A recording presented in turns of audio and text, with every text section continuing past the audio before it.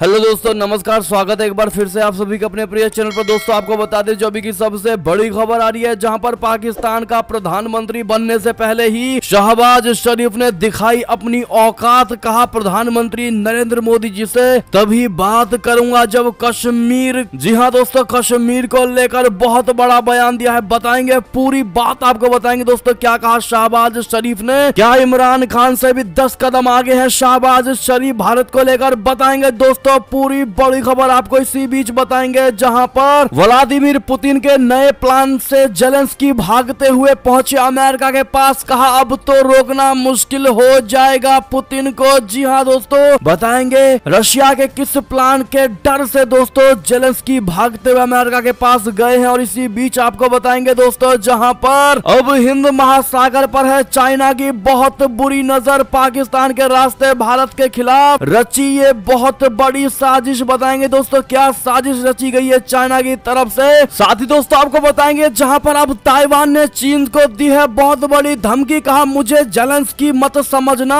Dragon अब पानी नाक से ऊपर चला गया है। जी हाँ दोस्तों, हम भी करने जा रहे हैं, ये बताएंगे पूरी बात आपको दोस्तों ताइवान की। और इसी बीच बताएंगे जहां चीन की एक और बहुत बड़ी चालाकी की पोल खुली है दोस्तों। और दिल्ली से जेएनयू को लेकर बहुत बड़ी खबर आ रही है दोस्तों। बताएंगे क्या है पूरी बात और अभी की क्या है स्थिति। साथ ही दोस्तों आपको बताएंगे जहां पर राशन कार्ड को लेकर अभी सरकार की नई अपडेट निकलकर सामने आई है दोस्तों। बताएंगे क्या है नया नियम। साथ ही पूरे प्रदेश में बदल दिया गया सरकारी स्कूलों का समय। जी हाँ दोस्तों, उत्तर प्रदेश के स्कूल को लेकर बहुत बड़ी खबर आ रही है सरकारी स्कूलों को लेकर। तो दोस्तों हर तरह की जानकारी हम आपको अभी देने वाले, तो आराम से बने रहिएगा वीडियो के अंत तक। और अभी खबरों में आगे बढ़ने से पहले हमेशा की तरह मानते हैं कि मोदी जी हाँ तो हर चीज संभव है। भारतीय सेना तो अपना देश गर्व से जी रहा है और आपको भी भारतीय होने पर शान है दोस्तों। और मानते हैं कि भारत देश नंबर 1 देश और भारत की विदेश नीति सबसे टॉप की है। तो इस वीडियो को भी कर दीजिए लाइक, चैनल को कर दीजिए सब्सक्राइब, बेल आइकन दबाइए, साथ ही कमेंट बॉक्स में लिख दीजिएगा जय हिंद। जी हाँ दोस्तों, तो चलते हैं पहली और सबसे बड़ी खबर की तरफ, जहां पर पाकिस्तान का प्रधानमंत्री बनने से पहले ही शहबाज शरीफ ने दिखाई अपनी औकात। कहा कश्मीर समस्या के समाधान तक भारत से शांति संभव नहीं। जी हाँ दोस्तों, पीएम पद की शपथ से पहले ही शहबाज शरीफ का कश्मीरी राग। जी हाँ दोस्तों, इमरान खान की सत्ता से विदाई के बाद शहबाज शरीफ पाकिस्तान के नए प्रधानमंत्री बनने जा रहे हैं। आज यानी सोमवार दोपहर को पाकिस्तानी संसद की बैठक में उनके नाम पर औपचारिक मुहर लग जाएगी। लेकिन शहबाज शरीफ ने प्रधानमंत्री बनने से पहले ही कश्मीर राग छेड़ दिया। उन्होंने कहा कि वे भारत के साथ शांति चाहते हैं जो कश्मीर विवाद के समाधान तक संभव नहीं है। ऐसे में तय है कि शहबाज शरीफ भी अपने पूर्ववर्ती पाकिस्तानी प्रधानमंत्रियों की तरह ही कश्मीर कश्मीर चिल्लाना जारी रखेंगे। जी हाँ दोस्तों, इस्लामाबाद में जियो न्यूज से बात करते हुए शहबाज शरीफ ने कहा कि मेरी पहली प्राथमिकता राष्ट्रीय सद्भाव है। हम भारत के साथ शांति चाहते हैं, लेकिन कश्मीर मुद्दे के समाधान के बिना शांति संभव नहीं है। उन्होंने ये भी कहा कि सरकार बनाने के बाद विपक्षी नेताओं के परामर्श से नई कैबिनेट का गठन किया जाएगा। हालांकि सरकार में मलाईदार पद पाने के लिए विपक्षी पार्टियों के बीच ज्यादा दिनों तक कुछ सही रहने वाला नहीं है। जी हाँ दोस्तों, ऐसे में शहबाज शरीफ को दोस्तों भारत के लिए अच्छा माना जा रहा था कि कहीं ना कहीं नवाज शरीफ के फैमिली के हैं दोस्तों, और इनका बयान भारत के प्रति नरम रहेगा। लेकिन दोस्तों इन्होंने भी ये कश्मीर राग अलाप करके दोस्तों दिखा दिया है क्योंकि वो इमरान खान से भी 10 कदम आगे। आप क्या कहते हैं दोस्तों, आपकी इस पर निजी राय क्या होगी कमेंट में जरूर बताइएगा शहबाज शरीफ को लेकर। जी हाँ दोस्तों, साथ ही आपको बता दें पाकिस्तान में सत्ता परिवर्तन की आंच लंदन तक जा पहुंची। नवाज शरीफ और इमरान के समर्थक आपस में भिड़े। जी हाँ दोस्तों, पाकिस्तान में राजनीतिक गतिरोध का असर लंदन में भी देखने को मिला है। लंदन में नवाज शरीफ और इमरान खान के समर्थक आपस में भिड़ गए। बताया जा रहा है कि नवाज शरीफ के घर के बाहर इमरान खान के समर्थक जुटे थे। इसके बाद दोनों गुटों के बीच झड़प हो गई। आपको बता दें कि कुछ दिन पहले ही लंदन में ही नवाज शरीफ पर हमला भी हुआ था। जानकारी सामने आई थी कि हमलावर इमरान खान के समर्थक थे। जी हाँ दोस्तों,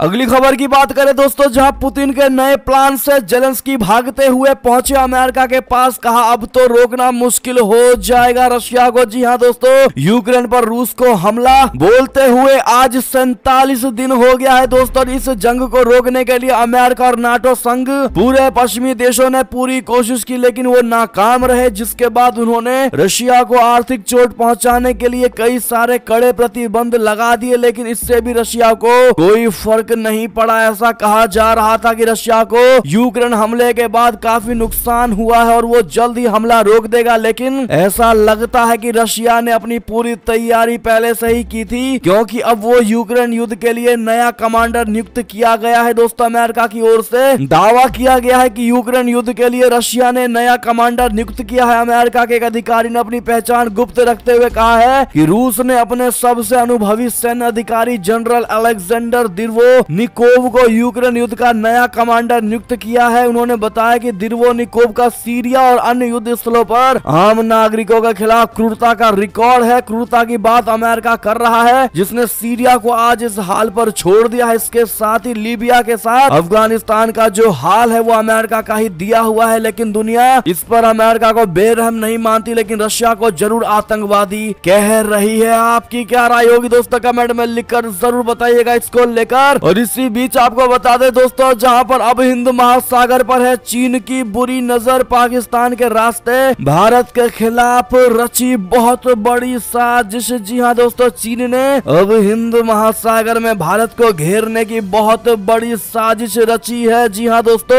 एक विदेशी मीडिया रिपोर्ट में इस बात की ओर इशारा किया गया है। वैसे तो चीन इस इलाके में अफ्रीका तक अपना जाल बिछाता जा रहा है, लेकिन भारत के नजरिए से पाकिस्तान के साथ मिलकर वो जिस तरह से रणनीतिक गुल खिला रहा है वो बहुत ही खतरनाक है और भविष्य में हिंद महासागर क्षेत्र में भारत पर अपना दबदबा कायम करने की कोशिश में जुटा हुआ है। एक समय पाकिस्तान इस मामले में अमेरिका का पिछलग्गू बना हुआ था, लेकिन आज चीन के साथ मिलकर भारत के खिलाफ अपना मंसूबा कामयाब करना चाह रहा है। जी हाँ दोस्तों, चीन की विदेश नीति एक संशोधनवादी, मार्क्सवादी और बदला लेने वाले देश की रही है। अब उसने अपनी नजरें हिंद महासागर क्षेत्र पर अटका दी है। जी हाँ दोस्तों, जिनमें पूर्वी अफ्रीकी देश भी शामिल है। पेंटागन की एक रिपोर्ट के मुताबिक चीन अब उन देशों में भी मिलिट्री बेस बनाने की कोशिशों में है जिनके साथ उसके लंबे वक्त से अच्छे ताल्लुकात हैं और रणनीतिक तौर पर उनके हित भी सामान्य तरह के हैं। लेकिन भारत के लिहाज से बड़ी बात यह है कि इसमें एशियाई देशों में पाकिस्तान भी हो सकता है। डेली सिख की एक रिपोर्ट के मुताबिक इसके अलावा पश्चिमी हिंद महासागर क्षेत्र के देशों में चीन के पसंदीदा ठिकानों में कीनिया, मोजाम्बिक और तंजानिया भी शामिल है। जी हाँ दोस्तों, आपको बता दें ग्वादर बंदरगाह की वजह से चीन को हिंद महासागर के अलावा एक बाईपास और मिल जाएगा दोस्तों। इसके और चीन पाकिस्तान इकोनॉमिक कॉरिडोर की शुरुआत होते ही चीन के पश्चिमी शिनजियांग प्रांत का अरब सागर से कनेक्शन जुड़ जाएगा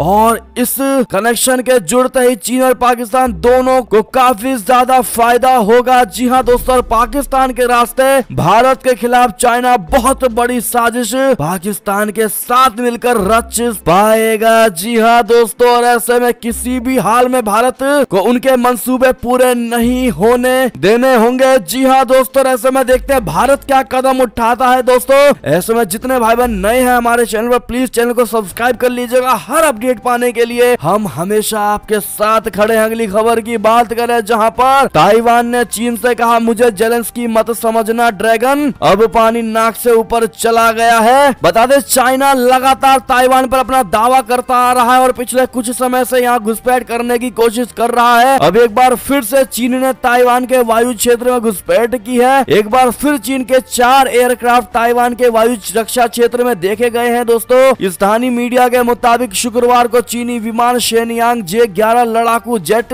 शानक्षी Y-8 CIEC WZ-10 हेलीकॉप्टर व MI-17 कार्गो हेलीकॉप्टर को ताइवान के वायु रक्षा क्षेत्र में देखा गया है। ये सभी विमान ताइवान के दक्षिणी पश्चिम सेक्टर में दिखाई दिए। इसके बाद ताइवान की ओर से चीनी विमानों को चेतावनी जारी की गई। ताइवान के रक्षा मंत्रालय ने बताया है कि उसने अपने वायु रक्षा क्षेत्र की सुरक्षा के लिए मिसाइल डिफेंस सिस्टम तैनात किया है। जी हाँ दोस्तों, अमेरिका का क्या कहना है दोस्तों, हम आपको बता दें अमेरिका का कहना है कि वो ताइवान की रक्षा करने के लिए प्रतिबद्ध है। अमेरिका की यही बात चीन को चुभती है। इन दिनों तो अमेरिका के अधिकारी लगातार ताइवान का दौरा भी कर रहे हैं दोस्तों। ऐसे में ताइवान भी खुलकर दोस्तों अब चाइना को जमकर धमकी दे रहा है और साफ साफ कहा है कि ताइवान को यूक्रेन मत समझना और हमें जेलेंस्की मत समझना। पानी नाक से ऊपर गया तो हम भी नहीं बख्शने वाले। जी हाँ दोस्तों, ऐसे में ताइवान को लेकर आपकी क्या राय होगी दोस्तों? सुझाव राय जरूर दीजिएगा। अगली खबर की बात करें जहां पर चीन की चालाकी की खुली पोल, सर्बिया को गुपचुप तरीके से दिया मिसाइल सिस्टम। जी हाँ दोस्तों, चीन की एक नई चाल फिर दुनिया के सामने उजागर हो गई है। चीन ने रशिया के सहयोगी सर्बिया को इस सप्ताह के अंत में आधुनिक विमान रोधी प्रणाली की आपूर्ति की है। ये कदम ऐसे समय में उठाया गया है जब यूक्रेन में जारी युद्ध के चलते पश्चिमी देशों ने सर्बिया जैसे देशों में हथियारों की खेप की आपूर्ति को क्षेत्र की शांति और सुरक्षा के लिए जोखिम करार देते हुए चिंता जताई है। मीडिया और सैन्य विशेषज्ञों ने रविवार को कहा है कि शनिवार तड़के चीनी वायुसेना के 6 Y-20 मालवाहक विमान बेलग्रेड के हवाई अड्डे पर उतरे, जिसके जरिए कथित तौर पर सर्बिया की सेना के लिए HQ-22 जमीन से हवा में मार करने वाली मिसाइल प्रणाली की आपूर्ति की गई है। जी हाँ दोस्तों, अगली खबर की बात करें जहां भारत ने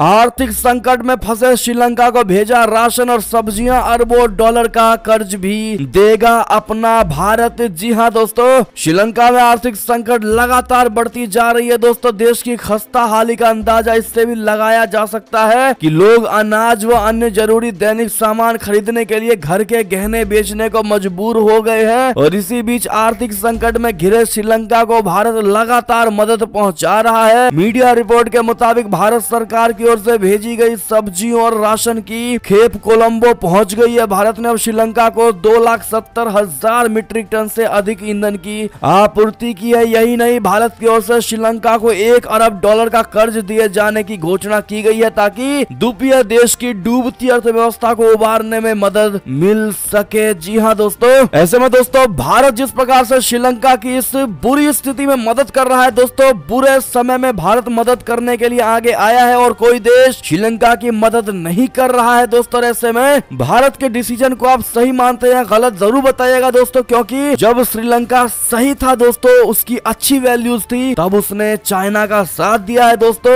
और भारत को हमेशा से तुच्छ समझने की कोशिश की गई थी। ऐसे में इन बातों को ध्यान में रखकर जवाब जरूर दीजिएगा। अगली खबर की बात करें जहां प्रधानमंत्री नरेंद्र मोदी जी और जो बाइडेन सोमवार को करेंगे वर्चुअल मीटिंग, यानी आज रशिया यूक्रेन युद्ध पर हो रही है चर्चा। जी हाँ दोस्तों, प्रधानमंत्री नरेंद्र मोदी जी और अमेरिकी राष्ट्रपति जो बाइडेन आज बैठक कर रहे हैं दोस्तों। दोनों नेताओं के बीच वीडियो कॉन्फ्रेंसिंग के जरिए वर्चुअल बैठक हो रही है। इस बैठक में द्विपक्षीय मुद्दों के साथ साथ रशिया और यूक्रेन में जारी जंग पर भी चर्चा होगी। जी हाँ दोस्तों, प्रधानमंत्री नरेंद्र मोदी जी और अमेरिकी राष्ट्रपति के बीच होने वाली इस बैठक को यूक्रेन रशिया में जारी युद्ध को लेकर महत्वपूर्ण माना जा रहा है। अमेरिका और भारत के बीच अगले हफ्ते 2+2 वार्ता भी शुरू होने वाली है। इसमें दोनों देशों के विदेश मंत्री और रक्षा मंत्री के साथ उच्च स्तरीय प्रतिनिधि मंडल शिरकत करेगा। जी हाँ दोस्तों, साथ ही अगली खबर की बात करें जहां पर सियासी उथल पुथल पर बोला चीनी मीडिया, कहा चीन पाकिस्तान संबंधों के लिए इमरान से बेहतर होंगे शहबाज शरीफ। जी हाँ दोस्तों, जैसे ही पाकिस्तान में पीएम बदला वैसे ही दोस्तों चाइना का बयान भी बदल गया और अब शहबाज शरीफ को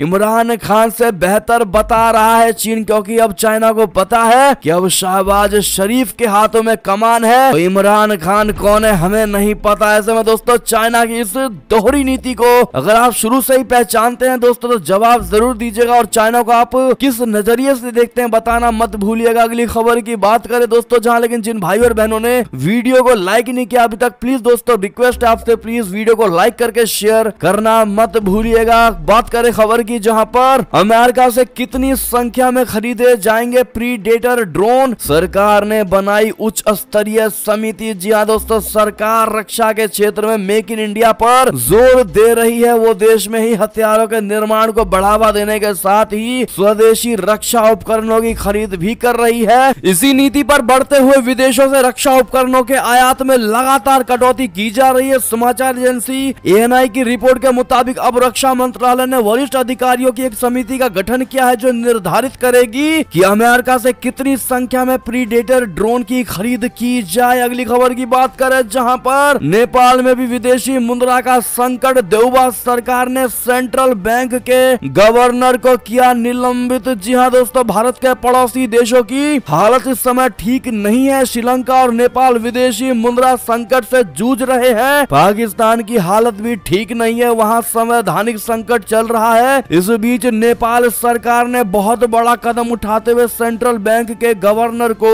निलंबित कर दिया है। जी हाँ दोस्तों, अगली खबर की बात करें जहां पर फ्रांस से बड़ी खबर, राष्ट्रपति चुनाव के पहले चरण के लिए वोटिंग। पुडुचेरी में फ्रांसीसी नागरिकों ने भी किया मतदान। जी हाँ दोस्तों, फ्रांस में राष्ट्रपति चुनाव के पहले चरण के लिए मतदान रविवार को हुआ। इन चुनावों में करीब 4.8 करोड़ मतदाता अपने मताधिकार का प्रयोग करेंगे। चुनाव मैदान में 12 उम्मीदवार अपना भाग्य आजमा रहे हैं। राष्ट्रपति इमैनुअल मैक्रो दूसरी बार 5 साल के कार्यकाल के लिए चुनाव लड़ रहे हैं और उन्हें दक्षिणपंथी पार्टी से कड़ी चुनौती मिल रही है। रविवार 24 अप्रैल को दूसरा और निर्णायक दौर का मतदान होगा। मैक्रो के अलावा दक्षिणपंथी उम्मीदवार मारिन ली पेन और वामपंथी नेता जियान-लुक मेलेनचॉन राष्ट्रपति पद की दौड़ में शामिल प्रमुख उम्मीदवारों में शामिल है। जी हाँ दोस्तों, साथ ही आपको बता दें जहां पर जांच रिपोर्ट में बहुत बड़ा खुलासा हुआ है दोस्तों। पाकिस्तान में मिसाइल गिरने के मामले में जिम्मेदार कई अधिकारी। जी हाँ दोस्तों, पाकिस्तान में गलती से गिरी ब्रह्मोस मिसाइल को लेकर वायुसेना की जांच में 1 से ज्यादा अधिकारियों को जिम्मेदार ठहराया गया है। आपको बता दें कि 9 मार्च को एक मिसाइल गलती से पाकिस्तानी इलाके में जा गिरी थी। इसके बाद भारत ने कहा था कि इस घटना की जांच की जाएगी और जिम्मेदार लोगों पर कार्रवाई होगी। इस घटना में किसी तरह की जान या माल की क्षति नहीं हुई थी। आपके जानकारी के लिए आपको बता दें दोस्तों कि इंडिया टुडे के मुताबिक सरकार के टॉप सूत्रों का कहना है कि vice air marshal R K. Sinha की जांच में कई अधिकारियों को जिम्मेदार पाया गया है। दोस्तों जल्दी उन पर कड़ी कार्रवाई होगी। अगली बड़ी खबर की बात करें दोस्तों, जहां पर ऑस्ट्रेलियाई पीएम ने भारत से डील के जश्न में बनाई खिचड़ी। प्रधानमंत्री नरेंद्र मोदी जी को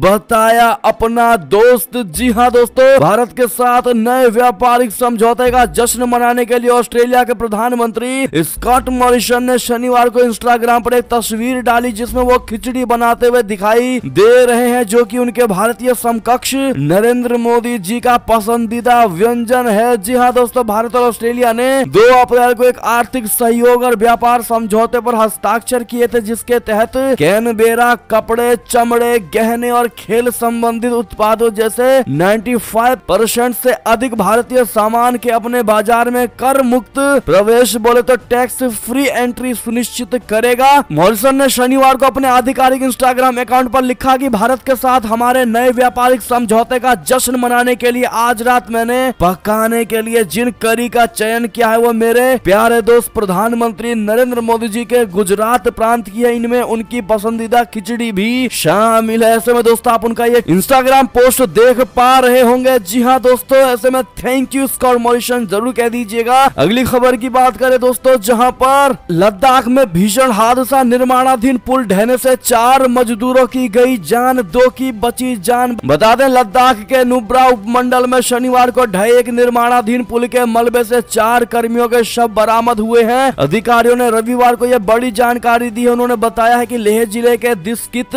गांव के पास निर्माणाधीन शत से तकना पुल का एक हिस्सा शनिवार शाम करीब 4 बजे तेज हवाओं के कारण ढह गया था और इसके मलबे में 6 मजदूर फंस गए थे। जी हाँ दोस्तों, साथ ही आपको बता दें जहां पाकिस्तानी सीमा पर गरजे गृह मंत्री अमित शाह जी, कहा वीरता दिखाने से कभी पीछे नहीं हटती बीएसएफ। जी हाँ दोस्तों, केंद्रीय गृह मंत्री अमित शाह जी ने बनासकांठा जिले के नडाबेड़ में बनाए गए बॉर्डर व्यू पॉइंट का उद्घाटन किया। व्यू पॉइंट के शुभारंभ पर गृह मंत्री अमित शाह जी ने कहा कि देश के सामने जब भी कोई समस्या आती है तो बीएसएफ वीरता दिखाने से कभी पीछे नहीं हटती। जी हाँ दोस्तों, अगली खबर की बात करें जहां पर कोरोना को लेकर अब प्रधानमंत्री नरेंद्र मोदी जी ने किया देश को आगाह, कहा लगातार रूप बदल कर आ रहा है बहरूपिया। जी हाँ दोस्तों, प्रधानमंत्री नरेंद्र मोदी जी ने रविवार को कहा कि कोरोना वायरस आया मगर गया नहीं है और यह बार बार सामने आ रहा है। साथ ही उन्होंने लोगों से कोरोना वायरस वैक्सीन महामारी के खिलाफ सतर्कता बरतना जारी रखने की भी अपील की है। पीएम मोदी ने कहा है कि किसी को नहीं पता कि बहरूपिया कोविड-19 फिर कब सामने आ जाएगा। उन्होंने कहा कि कोविड-19 को फैलने से रोकने के लिए टीकों की करीब 185 करोड़ खुराक देने का काम लोगों के समर्थन से ही संभव हो पाया। अगली खबर की बात करें दोस्तों, जहां पर दिल्ली से बड़ी खबर, जेएनयू में एक बार फिर लेफ्ट विंग और एबीवीपी के छात्रों के बीच हिंसक झड़प। जी हाँ दोस्तों, जवाहरलाल नेहरू विश्वविद्यालय में रविवार देर शाम एक बार फिर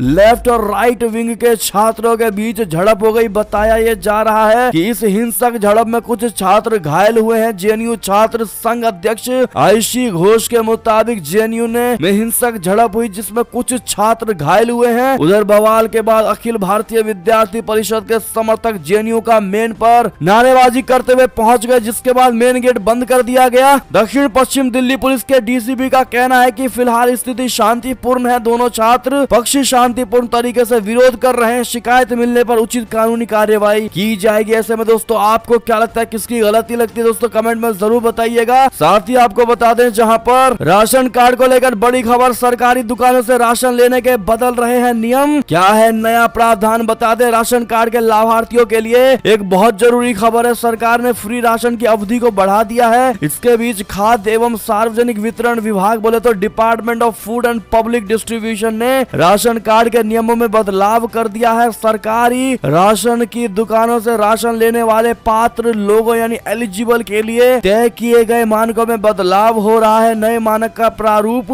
अब लगभग बनकर तैयार हो गया है। इतना ही नहीं, इस संबंध में राज्य सरकारों के साथ कई दौर की बैठक भी हो चुकी है। क्या है नए प्रावधान में हम आपको बताते हैं दोस्तों। खाद्य एवं सार्वजनिक वितरण विभाग के अनुसार इस समय देश भर में 80 करोड़ लोग नेशनल फूड सिक्योरिटी एक्ट का लाभ उठा रहे हैं। इनमें कई लोग ऐसे भी हैं जो आर्थिक रूप से संपन्न हैं। इसे ध्यान में रखते हुए सार्वजनिक वितरण मंत्रालय मानकों में बदलाव करने जा रहा है। दरअसल अब नए मानक को पूरी तरह पारदर्शी बनाया जाएगा ताकि किसी तरह की गड़बड़ ना हो सके। जी हाँ दोस्तों, और इसी बीच आपको बता दें उत्तर प्रदेश में बदला सरकारी स्कूलों का समय। भीषण गर्मी को देखते हुए शासन का बहुत बड़ा फैसला। समय से पहले भीषण गर्मी और तापमान में लगातार वृद्धि बच्चों के स्वास्थ्य के लिए खतरा पैदा कर रही है और इसके परिणाम स्वरूप पूरे उत्तर प्रदेश में सभी सरकारी स्कूलों के समय में बदलाव कर दिया गया है। यूपी बेसिक शिक्षा परिषद द्वारा संचालित सभी स्कूल अब गर्मी की छुट्टियां शुरू होने तक सुबह 7:30 बजे से दोपहर 12:30 बजे तक संचालित होंगी। दोस्तों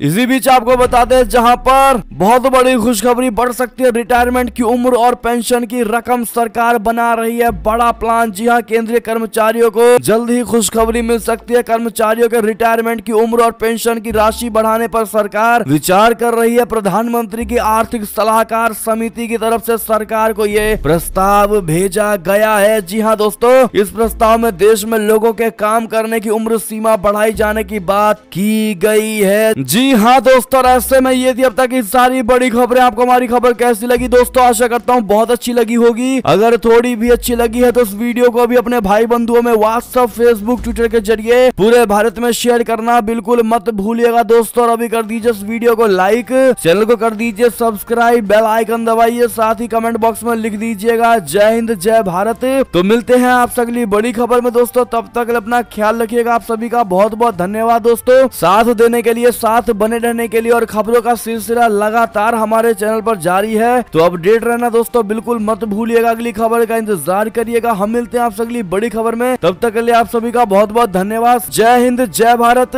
जय श्री राम, वंदे मातरम, हर हर महादेव।